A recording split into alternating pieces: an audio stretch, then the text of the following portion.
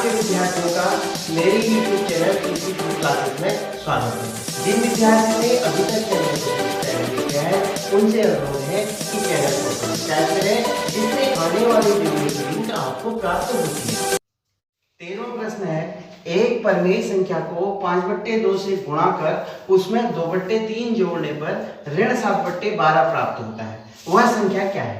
जैसे हम प्रश्न को हल करते हैं, पहले उस संख्या को मान लेते हैं। माना वह परिमेय संख्या बराबर x है। तो हमें दिया क्या है? प्रश्नानुसार परिमेय संख्या में हमें जोड़ना है, x में हमें जोड़ना है, x को गुणा करना है 5/2 से। 5/2 से गुणा कर दिया, ठीक है, और उसमें जोड़ा 2/3, ये 2/3 जोड़ दिया। परिमेय संख्या को 5/2 से गुणा कर उसमें 2/3 जोड़ने पर क्या प्राप्त होता है? ऋण का 7/12 प्राप्त होता है, ठीक है।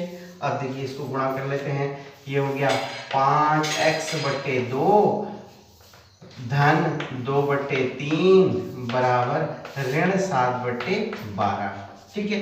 अब इस 2/3 का पक्षांतर कर देते हैं।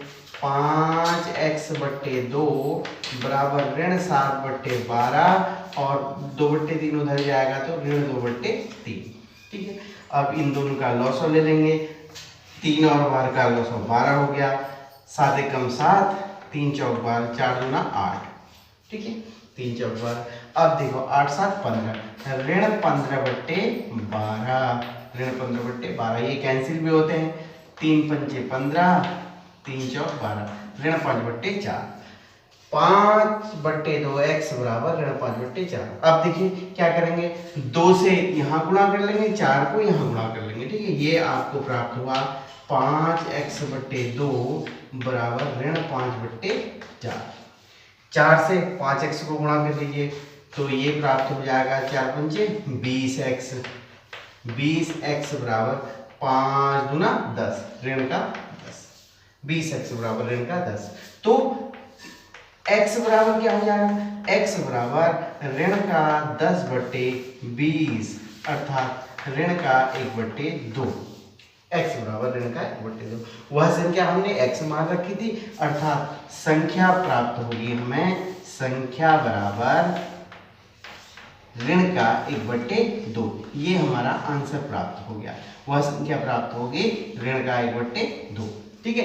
अगर ऋण के 1/2 को हम 5/2 से गुणा करेंगे, उसमें 2/3 जोड़ेंगे तो ये ऋण 7/12 प्राप्त होगा। देख लीजिए, ऋण 5/4 धन 2/3, 3 और 4 का लॉसो 12 हो गया और 5 × 15, ऋण 15, 4 दूना 8, देखो 8 7 15, ऋण 7/12 प्राप्त हो गया। इसका मतलब हमारा उत्तर सही है। तो वह परिमेय संख्या बराबर ऋण 1/2। 14वां प्रश्न है, लक्ष्मी एक बैंक में खजांची है। उसके पास नकदी के रूप में 100 रुपए, 50 रुपए और 10 रुपए वाले नोट हैं।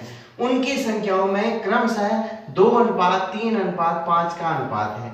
यदि उनका कुल मूल्य 4 लाख रुपए है तो उसके पास प्रत्येक प्रकार के कितने नोट हैं? तो लक्ष्मी के पास 100 रुपए के, 50 रुपए के और 10 रुपए वाले नोट हैं और उनका अनुपात है 2:3:5 और उनका कुल मूल्य है 4 लाख। तो हमें बताना है कि 100 रुपए के कितने नोट हैं, 50 रुपए के कितने नोट हैं और 10 रुपए के कितने नोट हैं।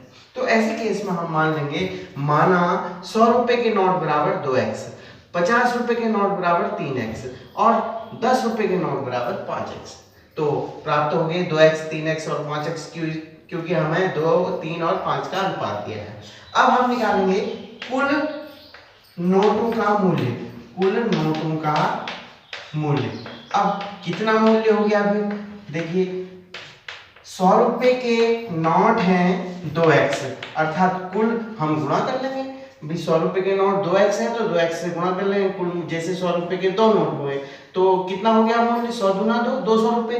तो ऐसे ही अगर 2x नोट है तो 100 × 2x और 50 रुपए के नोट है 3x, अर्थात 50 × 3x हो गया और 10 रुपए के नोट है 5x, 10 × 5x हो गया, ठीक है। ये कुल मूल्य निकाल देते हैं हम। ये हो जाएगा 200x और ये हो गया 150x और ये हो गया 50x, तो कितना हो गया 200 और 200 400, अर्थात कुल मूल्य प्राप्त हुआ 400x।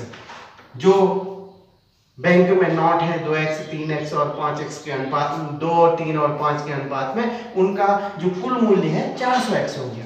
ये 400x कितना है 4 लाख रुपए। इस 400x को हम 4 लाख के बराबर कर लेंगे। प्रश्न के अनुसार 400x जो कुल योग है वो 4 लाख के बराबर है, तो x का मान निकाल देंगे।